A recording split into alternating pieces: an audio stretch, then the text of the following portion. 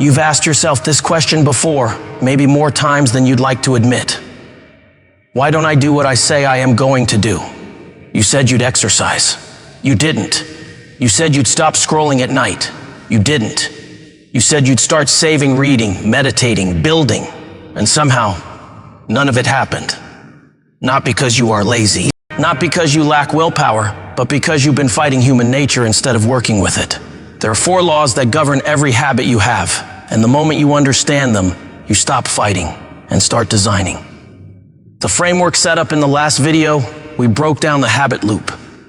Cue, craving response, reward. The 4-step neurological sequence your brain runs on repeat every single day.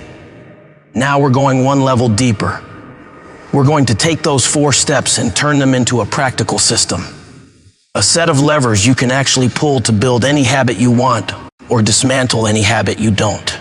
Each of the 4 steps in the habit loop has a corresponding law, a lever, and when all 4 levers are in the right position, good habits form almost automatically. When they're in the wrong position, the habit, no matter how much you want it, will never stick. Here are the 4 laws. Law 1. Make it obvious. The first law targets the cue. And it is the simplest one.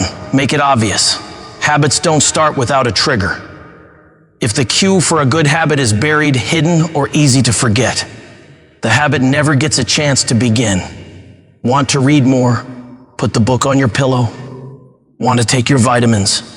Put them next to the coffee machine. Leave the mat rolled out in the middle of the floor. You are not relying on memory or motivation. You are designing your environment so the cue does the work for you. And the inversion. To break a bad habit, make it invisible. Hide the cigarettes. Log out of social media. Remove the app from your home screen. If the cue disappears, the habit loop never even starts. Law 2. Make it attractive. The second law targets the craving. Make it attractive. Remember, you don't act on a cue unless you feel a pull toward it. So the question is, how do you make a habit feel desirable enough to actually do? One of the most effective ways is called temptation bundling. Pair the habit you need to do with something you already love. Only allow yourself to watch your favorite show while you are on the treadmill. Only listen to your favorite podcast while you are cooking healthy meals. You are engineering a craving where none existed before.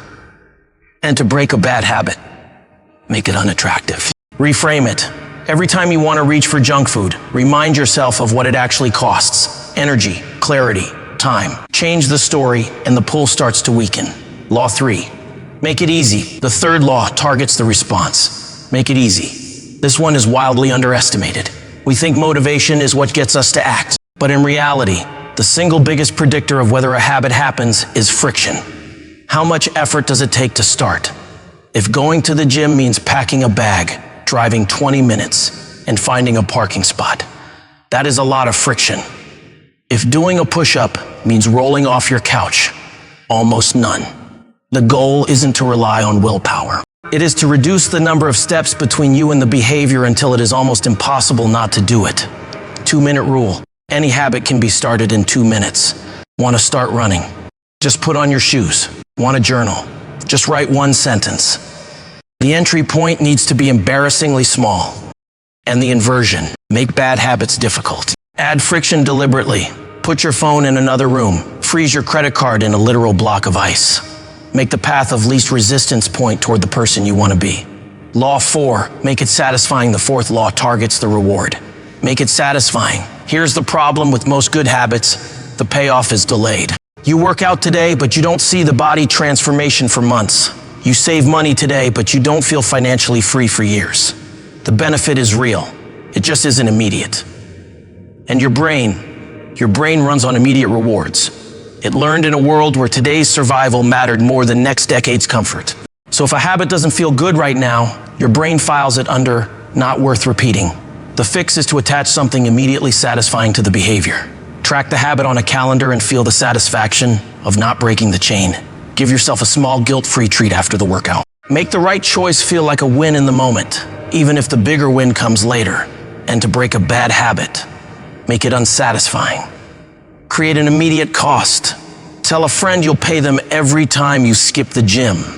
The future consequence becomes a present pain, and the brain listens. Here is the beautiful thing about this framework. It doesn't matter what habit you are trying to build or break. It doesn't matter what area of your life you are working on. The same 4 questions apply every single time. How can I make it obvious? How can I make it attractive? How can I make it easy? How can I make it satisfying? Every goal that has ever failed because it went against one of these 4 laws. And every habit that has ever stuck because all 4 were working together. This is the operating system. Willpower is just an app running on top of it, and apps crash. Operating systems, when you get them right, they just run. So here is your challenge. Pick one habit you've been trying to build, or one you've been trying to kill, and run it through all 4 laws. Figure out which lever is in the wrong position, then move it. Drop your answer in the comments. I want to see which law has been the missing piece for you. And if you've been watching this series from the start, send it to one person who needs it. We're just getting started. See you in the next one.